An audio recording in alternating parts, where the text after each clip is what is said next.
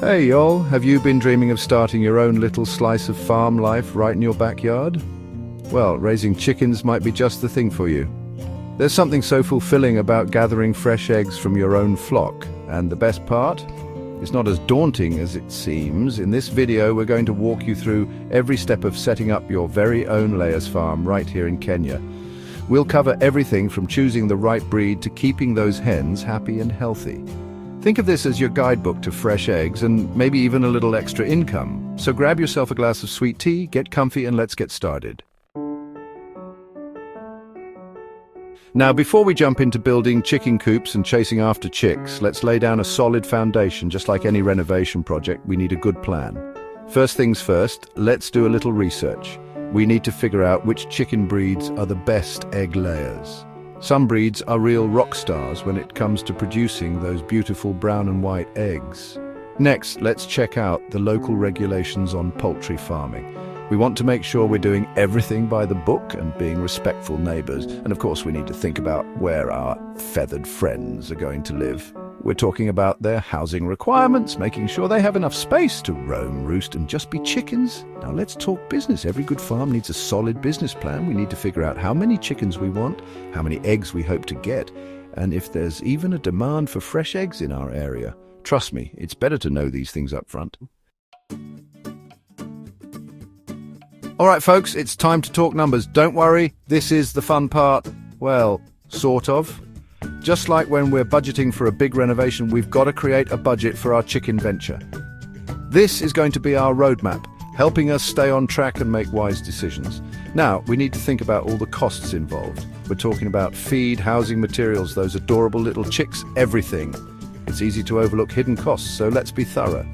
Remember that lumber and chicken wire. And here's a little tip from someone who's learned the hard way. Write it all down.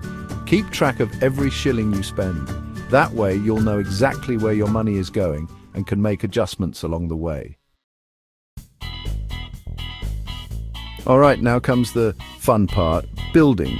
Just like we create cozy and functional homes for our families, we need to do the same for our chickens. They're going to need a safe and comfortable place to call home. First, we'll need a coop.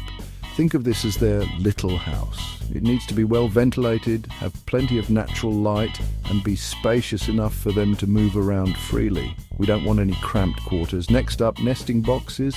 This is where those lovely ladies will lay their eggs. We want to make them nice and cozy, maybe even add a little bit of soft straw. And of course, every chicken needs a place to roost at night, so we'll need to build some sturdy perches.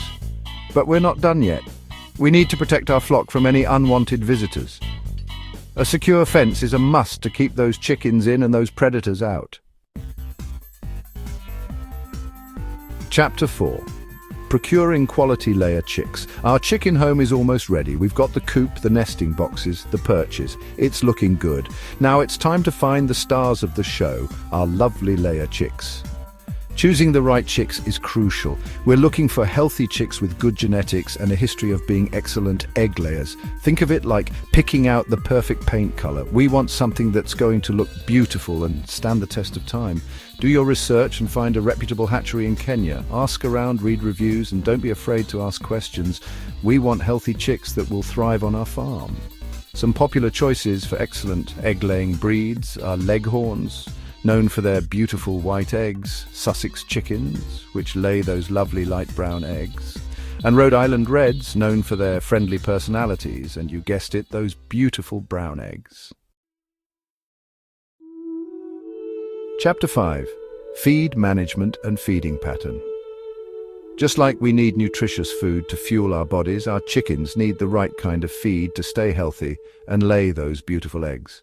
Think of feed as their building blocks for energy and egg production.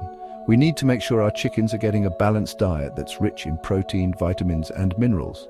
There are commercial feeds available that are specifically formulated for laying hens, taking the guesswork out of feeding time. Now let's talk about feeding techniques.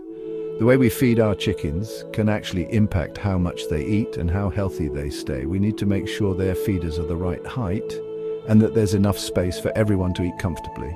No pecking order problems here. Experts recommend providing about 60% of the chicken's daily food in the morning. This gives them plenty of energy to start their day and lay those eggs. The remaining 40% can be given in the late afternoon. Chapter 6. Water management. Water everywhere. Just like us, our chickens need access to fresh, clean water at all times. It's essential for their health and egg production. Think of it as their very own refreshing well. Laying hens can drink a surprising amount of water each day, so we need to make sure their waterers are always full. We don't want those girls going thirsty. Did you know that the amount of water a chicken drinks can actually change depending on the weather and their egg production? It's true. During hotter days or when they're laying more eggs, they'll drink even more to stay hydrated. There are different types of waterers available, from simple gravity-fed ones to more elaborate nipple systems. Choose what works best for your setup and budget. And remember, cleanliness is key.